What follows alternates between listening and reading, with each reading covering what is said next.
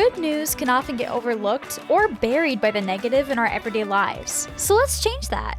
I'm Adrianna. And I'm Wyatt. We're just two ordinary people without any special qualifications or anything, trying to navigate life. We invite you to join us as we share wholesome stories, news articles of hope, and ideas about how we can all make the world just a little bit brighter. We are uplifting positive stories.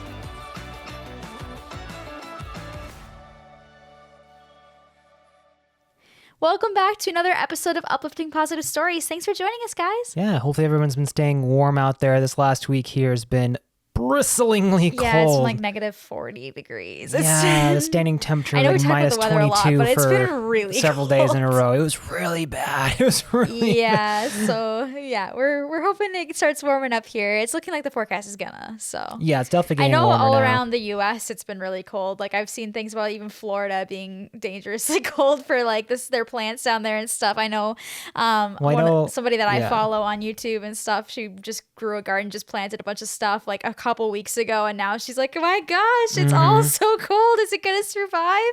Yeah. Well, I mean, they moved the presidential inauguration inside too, which is funny because it was like at least a 40-degree difference between there and here. Right? It was so much colder us for here. 23? That's not that bad. Like you moved it inside. 23 fine. degrees? Like yeah, that's not terrible. It's above zero, but it's all a matter of It's funny how your perspective. body adapts to like the temperature you're used to. So for us, I mean, we could go to Florida right now and be like, if it was like 50, 60 degrees, we'd be like in shorts and a tank T-shirt, top. shorts. Like, this feels great. You know, it's just funny. But yeah. But then if it's like above 80 or 90, we're dying. We're dying. We're dying. How does anyone survive? Yeah, it's just funny. Mm-hmm. Anyways, so our topic today is all about looking out for others. So this is going to be an interesting topic, kind of different avenues that we're going to kind of explore with this topic. So basically, the overall kind of theme is all about everybody has different things that they have more knowledge in, that they might be better equipped to help with, or just might be a person that could more easily step in to help prevent a dangerous situation or prevent somebody from just having worse things happen if they're already in a bad situation. And so it's all about looking out for each other and being that person that if you have the knowledge, you have something at your disposal, or you just think you're the right person to step in to make sure that somebody is okay, or that if they need something, get them what they need. Being that person, having the bravery to do that. And so there's a lot of stories of people being heroes in this episode for people that really needed it in that moment. So the subtitle for this episode to be the story of heroes. The story of heroes, yeah, kind of. There's some really interesting stories, so we're gonna dive right in. Our first story for today comes from the subreddit Ask Reddit, and the question was, "What's the most wholesome experience you've had with a stranger?" And this was the response. No, I think it was the last episode we talked about how that comes up a bit, but now there's an addition of with a stranger. Right. Okay. All right. About 20 years ago, I was working alone in a gas station. This was just before it became Florida law that two people had to be on shift. It wasn't too late. It was about 8 o'clock in the evening, and a group of guys came in. They had parked in the next parking lot over, and when they walked in, they asked me where the bathroom was. I pointed them in the right direction and watched them as they went that way, but none of them went into the restroom. They huddled in a circle and seemed to be waiting for something. They kept looking around, not shopping, not using the restroom, just killing time and waiting. I realized at some point that they were waiting for the store to be empty, to rob me. A customer cashing out asked me if I was okay and told him that I think I'm about to be robbed. He looked over at the group and walked outside. I felt somewhat abandoned in that moment until I realized what he was doing. He rallied up some other customers and they came in and walked around. Some stayed outside but didn't leave. After about 15 minutes or so, the group caught on to the fact that people were not leaving, so they left.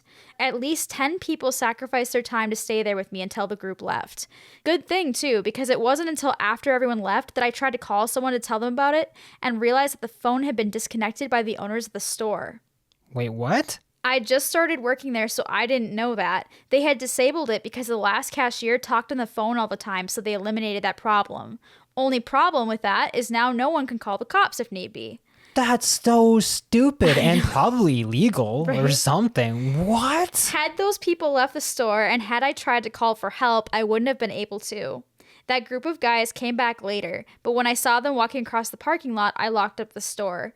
I got fired for locking the doors before closing time, and the same gas station was robbed later that week. This is the worst gas station ever, or at least that we've talked about on the... What on earth? Again, we don't shy away from negativity in this podcast as well, because it's through that negativity that we get to see examples of, because this happens. It can happen anywhere. I mean, even at the place we worked, there was a robbery that happened. And there was two people working that day. So it can happen. And while we're not going to dwell on that, the scariness of the situation, it's important to address these kind of situations and point out that there was an opportunity that person took to be that person, to stay there and to go and get other customers to also give of their time and stay there and make sure that OP was safe, because there was some sketchy behavior happening, because that does happen, casing the joint, waiting around and like waiting until there's an opportunity. It happens. It's very scary. And so had that customer not been there and not done that for the cashier, it's very possible they could have been the victim of the robbery. It's very possible. And so being that person that if you notice something sketchy, reporting it. If you notice something that is off, being that person to maybe call the police if there's something odd that you see that could be endangering somebody else, putting them in a situation, or like they did, stay with that person. If you notice, like, for example, if a woman seems like she's being followed, be that person and be like, hey, can I walk you to your car? Like, I noticed someone was following you. Stuff like that in our everyday, looking out for one another and not just thinking, oh, it's probably nothing. I'm probably overreacting. That person's probably fine, because you never know. And the worst that can happen is you walk them to your car and there was actually no danger.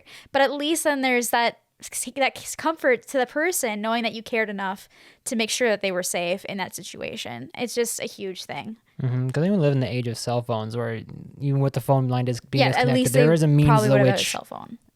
Yeah, I mean, I'm sure giving that management how they respond to everything else, they probably would fire them or write them up for using their cell phone, but better safe than sorry. Right. And every community is different in terms of their relationship with police and stuff. One would hope you're living in a community where you have a good trust relationship with police. Sometimes they're having stories and then coming in a little bit heavy-handed sometimes. I know in our community, I feel good about our community, where I would, if I feel uncertain or unsafe, I'd maybe call and just for peace of mind, that they told us as such, hey, if you don't feel safe, better to call and not need it than to need it and not have called. Right. You can also do it in a way where it's not like panic button pushing. I wouldn't call him like, they're gonna rob me and blah blah. Because I'm just feeling a little unsafe right now. I don't know. There's this odd situation happening, and a good officer will just talk to them like, hey guys, what are you up to? What's going on? Why are you hanging around here? Because you want to be careful. You don't want to accidentally fall into like racial profiling or things like that. You want to, if you're feeling unsafe, there might be some merit there potentially, and just better to err on the side of caution, but do so with understanding that you could be wrong. It could be misunderstanding. Right. There was a part when you were telling the story, I was like, okay, this is on our podcast. Maybe there's a chance these guys were like planning a fun surprise, but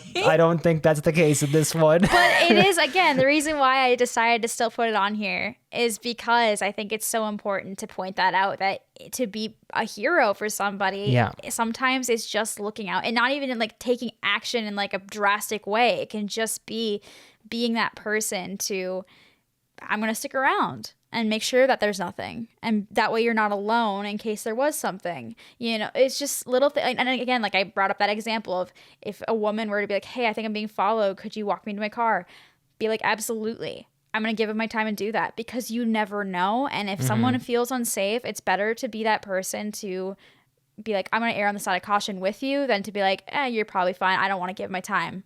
Like it's the right thing to do, I think, in a lot of situations. So I think it's important to talk about this stuff. All right. Glad to see there's a law now down there for working more than one person. It's always smart to have more than one person working at a time, because when you only have one person. Like any job that has a public facing component like that, you 100%. Never want to have, at least at the movie theater we always had too, was a manager and an associate, right? At least minimum. Depends on the. It's smart on the night. And for the record, we are not public safety experts here. No, absolutely This is not like ironclad. These are the steps you should follow for your own safety and others. No. But And these every are case is different. Some too. things that we've picked up and we've heard, and I would recommend doing your own research if you're looking for more specifics. We are not experts. But I just think it's cool to point out stories of when people were heroes in the situation and prevented possibly prevented something very bad from happening to OP, or very, very scary happening. So yeah, very important. Okay, our next story here is from that same thread, and this one says, due to an arm wrestling competition gone wrong, I had to go through an emergency humerus bone operation, that big bone in your upper arm that connects your shoulder with your elbow, which left a huge scar running all the way down my arm. I was doing all the right things to take care of my scar to ensure that it heals properly, but I still could not break down the scar tissue so that I could feel that skin around my scar again. My then partner and I went to Portugal together, and we were eating out at the Time Out Market, lots of communal tables and benches, and we had this older French couple sitting next to us enjoying their own time together. The couple then proceeds to leave, but promptly comes back, and the woman says, "My husband does not speak any English, but he asked me to ask you about your scar. How did you get it, and how long has it been since the operation?" I proceeded to tell her, and after translating all of this to her husband, she goes, "My husband specializes in post-op recovery, and he asked whether you'd allow him to show you how to massage the scar to break down the scar tissue, as your scar seems really tight." I am taken aback by the gesture, but allow him to sit opposite me, and he then spends a good 15 minutes to massage, pinch, / manipulate the skin around my scar, whilst asking his wife to translate to me what he's saying. I learned a heck of a lot, and have been religiously doing these pinching exercises for a good few months after the experience, and I am able to feel my skin again. It does not feel like it's dead anymore. I still think about that day as the most surreal experience. People these days tend to take the smallest excuse not to do things, but the guy decided to do this amazing and quite intimate thing whilst not speaking the language to a complete stranger. Yeah. Wow. Yeah, it just was a really interesting story. I like that the OP even recognizes it. Like, people will use any excuse to not do something and be like, "Oh, that might be weird." They might think it's awkward, and they ask for permission. And they ask for permission. It's not like, yeah, he didn't go up and just start like massaging his elbow. And it helped that he had a spouse that was able to kind of help translate. Well, translate / kind of mediate the situation. It's not like some random strange guy just walking like, "Hey, can I touch your arm?" or something. Yeah. There's definitely a wrong way to approach that situation. Exactly. That can be, get away from me. But that's not what the situation was. And he came with some real knowledge and expertise that seemed to be helpful. And he identified a problem and he presented a solution. It's not an issue I've heard before. I mean, I've had surgery on my shoulder before. It makes a lot of sense though, because the scar tissue does kind of get bunched up and stuff. So it makes sense that massaging it out to like make sure that it actually heals properly could actually help loosen the skin. I wouldn't have thought about that. It makes a lot of sense. And it's just a good example of, we all have different knowledge in different areas, and so sometimes being willing to share that knowledge with somebody, if you notice something that they might not know how to, it could be as simple as someone is doing something out in public and you're like, "Oh, that's not how you do that." And be like, "Hey, it's actually this. Can I show you how to use it?" Like, sometimes I've noticed some people might not know how to use like a parking pay machine. Like, I've noticed that there's been times where people it doesn't help that ours struggling. Have changed a few times. They've gone from physical to a machine to an app, and it's not always labeled exactly like when they have to pay for them, but the machine will take it any time of day. It doesn't give change back. So yeah, it's right. Kind of be a mess, and even just here locally sometimes. Like, here's an example, and I'm not saying this to like pat myself on the back, it's just an example that came into my mind. Was we were at the airport and we were waiting for our hotel shuttle, and there was a lady that was standing there, and she just looked really, really confused. And I kind of kept glancing over at her, and finally she was like, "Does anybody here know how to use the Uber app?" And I was like, "Yeah." And so I went over, and she was asking a bunch of questions, and so I answered her and stuff. And then she was like, okay. And she's standing there, and I can tell she's just looking more and more concerned. I'm like, "Is there anything else you need help with or have questions about?" Because she just looked really concerned. And she's like, "Well, I just don't know how to tell when my car is here, and I'm scared I might have missed it and stuff." And I'm like, "Okay, well, there's a way you can track and see where they are and stuff." And so I helped her out with that. And you could just see the relief on her face, like, okay, now I know what I'm doing, and now I'm not going to be confused anymore. It was just, you could just tell how much of a difference it made. And she got in her Uber, and she thanked me again as she was leaving and stuff. And so sometimes it's just being open and aware of people that may seem like they're confused or struggling with something. And if you happen to know how to use that thing, or know something that they don't seem to be knowing, being willing to be that person to stand up and be like, "Hey, do you need help?" Looking out for one another, not just responding when somebody asks for help, but sometimes looking and seeing if there is somebody that might need help with something. So Yeah, because not everyone is good at asking for help. And we actually have an upcoming episode that's all about asking for help and being brave enough to ask for help when you need it. But this one I thought was just a good example of being the person that looks before someone has to be brave to ask, because not everyone is. Right. You know? So, yeah. All right, our next story, same thread. This one says, about 22 years ago, my friend and I were 8 years old and we were at a Chuck E. Cheese for a birthday. They have the plastic tubes you crawl around in attached to the ceiling, and it's a maze if you're not paying attention. We went up there and found a lady sweating and almost crying, saying she came up here looking for her kid and now she couldn't find her way out. My buddy and I led her back out and she found her child in the ball pit. She thanked us, we said you're welcome, and we went back up into the tubes. It was the strangest thing to me back then. So yeah, this one's kind of like, oh, story Takes you compared back to in the time ones a a little little bit. dark. Right. Chuck E. Cheese. Yeah, the maze of the tubes and stuff, getting stuck in there. So again, being willing to help somebody out. Like, Did you ever go to Chuck E. Cheese much as a kid? I went once as a kid. Yeah, same. I kind of think of one time that we went, maybe twice, maybe. Yeah, I remember really liking it as a kid. It was fun. I actually, positive story from there. I remember that one of the workers came over. It was pretty quiet. There wasn't that many people there. I don't know. I think we went on a weekday. And my brother and I were trying to do the hoop throwing thing. And we were doing okay, but we weren't really getting many tickets and stuff. And we really wanted a certain prize we were eyeing up. And one of the workers was like, so you guys figured out what kind of prize you guys are trying to go for? And we're like, we really want this thing. I don't remember what it was. And the worker was like, I can get you that. We're like, what? And he's like, can I use one of your can I use one of your tokens and I'll get you a bunch of tickets? And we're like, sure. So he did, and he was like just throwing free throws in the basketball machine like nobody's business so fast. My brother and I were just in awe, like, holy cow. And he got so many tickets in the machine. He's like, here you go. Go get the prize you wanted. And so we did. It was really awesome. It was really sweet. It made our day. It was really cute. So It's like legend, like from kid status. We were legend. just like, whoa. It was really cute. Impressive. Very impressive. It was cute. Next story from the same thread. Here we go. On the way back from a backpacking trip, 21 miles in and 21 miles back, and had my feet covered in blisters. Started trailing behind my partner and feeling very overwhelmed and frustrated, I began to tear up. A couple with their kids noticed and offered up some of their moleskin. I practically burst, shouting out thank yous. The dad then offered to help me out and took off my shoes, washed my bloody feet like Jesus, and applied the moleskin patches. I honestly think back to that moment all the time. To this day, I keep extra moleskin in my pack so I can pay it forward. Is moleskin like a cream of some kind? Moleskin is like it's a type of like a patch you can put on, and it's hard so that your feet, it prevents your skin from rubbing. I don't know how to really describe it.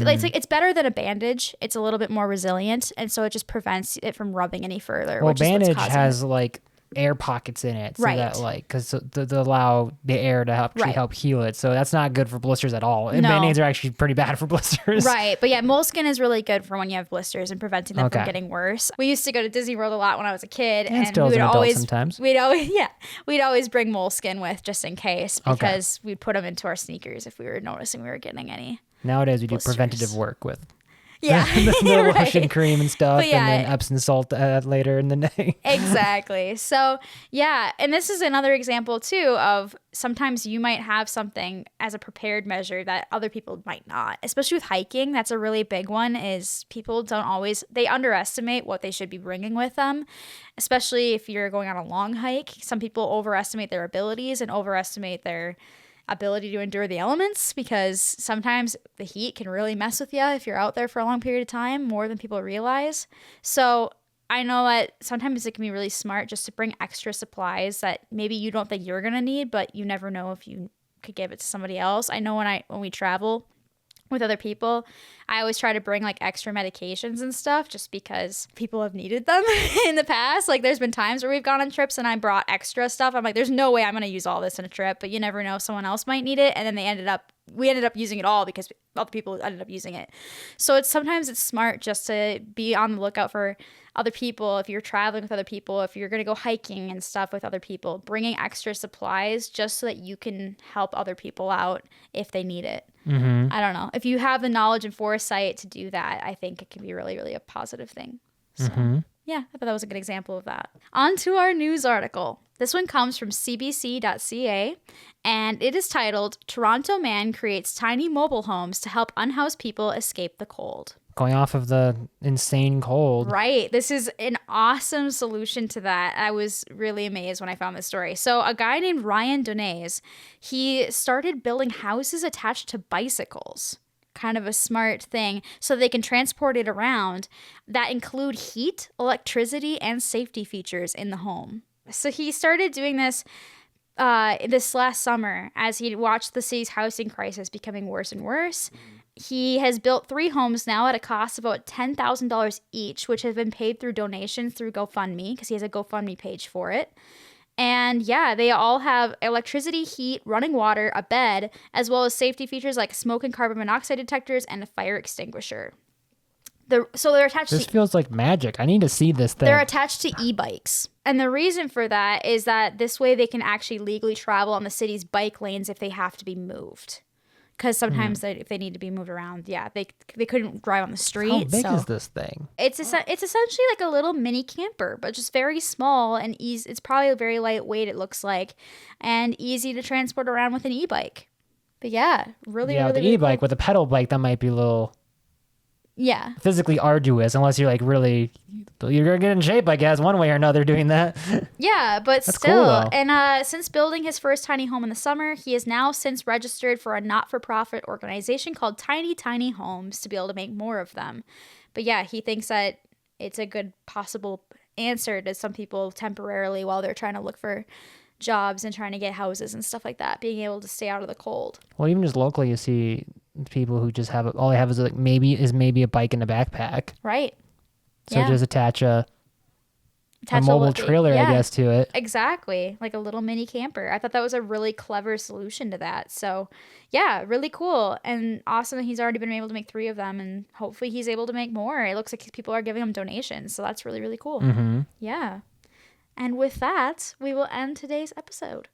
Tune in next week for our next episode on Wednesday, which is going to be all about not being afraid to ask for help. So it kind of goes hand in hand with this episode, but it's kind of the flip side of that, about being brave enough to ask for help when you don't know something and you need help, or if you're in a situation where you just feel like someone might be able to help you out. Yeah, so it's going to be very interesting. There's some cool stories lined up for that. Mm-hmm. If you have a positive story that you'd like to share, or you found a positive news article that you think would be cool to share out to the masses, please send them to us at upliftingpositivestories@gmail.com, or you can post them on our subreddit, which is Uplift Positive Stories. So there's multiple options.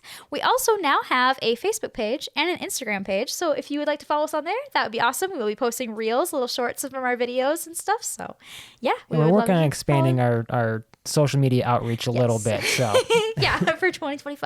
Here we go.